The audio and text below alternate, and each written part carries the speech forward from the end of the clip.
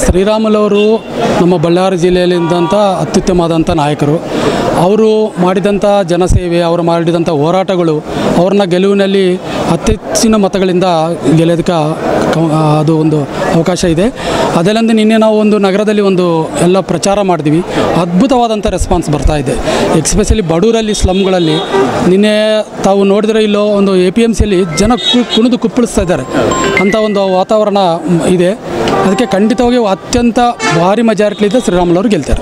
ಈಗ ಭಾರತೀಯ ಜನತಾ ಪಾರ್ಟಿ ವಿಜಯನಗರ ಮತ್ತು ಬಳ್ಳಾರಿ ಲೋಕಸಭಾ ಕ್ಷೇತ್ರದ ಅಭ್ಯರ್ಥಿಯಾದ ಶ್ರೀರಾಮುಲು ಸರ್ ಅವರು ಅವರ ಪರವಾಗಿ ಹಾಗೂ ನಮ್ಮ ದೇಶದ ಹೆಮ್ಮೆಯ ಪ್ರಧಾನಿಗಳಾದ ಭಾರತೀಯ ದೇಶವನ್ನು ವಿಶ್ವಗುರು ಅಂತ ಮಾಡಲಿಕ್ಕೆ ಹೊರಟಿರುವ ನರೇಂದ್ರ ಮೋದಿಯವರು ಈ ಒಂದು 3ನೇ ಬಾರಿ ಲೋಕಸಭಾ ಚುನಾವಣೆಗೆ ಎಲ್ಲರೂ ಪ್ರತಿಯೊಂದು ಮನೆಗೆ ನಾವು ಯುವ ಮೋರ್ಚಾ ತಂಡದಿಂದ ಒಂದು ಶೆಡ್ಯೂಲ್ ಮಾಡ್ಕೊಂಡಿದ್ದೀವಿ.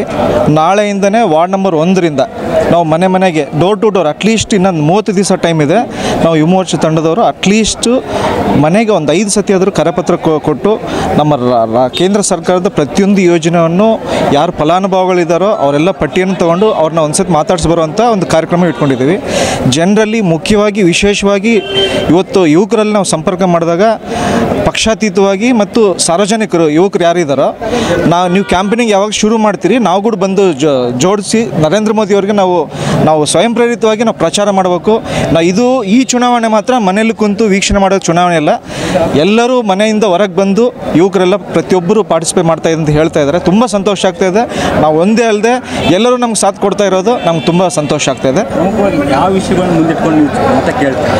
ಇವಾಗ ನೋಡ್ರಿ, ನಾವು ಯುವಕರು ಬಂದ್ಬಿಟ್ಟು ಸ್ಕಿಲ್ ಇಂಡಿಯಾ, ಓಕೆನಾ, ಸ್ಕಿಲ್ ಇಂಡಿಯಾದಲ್ಲಿ, ಮೇಕ್ ಇನ್ ಇಂಡಿಯಾದಲ್ಲಿ ಸಾವಿರಾರು ಕೋಟಿಗಳು ನಮ್ಮ ಯುವಕರಿಗೆ ಸಬ್ಸಿಡಿ ಮೂಲಕ ಲೋನ್ಗಳು ಕೊಟ್ಟು ಹೈನುಗಾರಿಕೆ ಮತ್ತು ಇಂಡಸ್ಟ್ರಿಯಲ್ ಯಾರು ನೇರ ಉದ್ಯೋಗ ಕೊಡಬೇಕಂಬುದು ಏನಿಲ್ಲ. ಒಬ್ಬೊಬ್ಬರನ್ನ ಉದ್ಯಮ ಮಾಡಿ ಅವ್ರ ಕೆಳಗಡೆ ಒಂದು 100 ಜನಕ್ಕೆ ಉದ್ಯೋಗ ಕೊಟ್ಟಿದ್ದಾರೆ. ಅದು ಯಾರಿಗೂ ಜನಕ್ಕೆ ಗೊತ್ತಾಗ್ತಾ ಇಲ್ಲ. ಇವತ್ತು ಏನಿಲ್ಲ ಅಂತಂದ್ರು ಪ್ರತಿಯೊಂದು ಜಿಲ್ಲೆಯಲ್ಲಿ ಕೂಡ ಕನಿಷ್ಠ ಪಕ್ಷ 10,000 ಕೋಟಿ ಸಬ್ಸಿಡಿ ಲೋನ್ಗಳು ಕೊಟ್ಟಿದ್ದಾರೆ. ಇದೆಲ್ಲ ಮಾಹಿತಿ ನಾವು ಯುವಕರಿಗೆ ತಿಳಿಸ್ತೀವಿ. ಬಳ್ಳಾರಿಯ ನಿರಂತರ ಸುದ್ದಿಗಾಗಿ ಬಳ್ಳಾರಿ ಬೆಳಗಾಯಿತು ಚಾನೆಲ್ನ ಸಬ್ಸ್ಕ್ರೈಬ್ ಮಾಡಿ ಹಾಗೂ ಬೆಲ್ ಐಕಾನ್ ಒತ್ತಿ.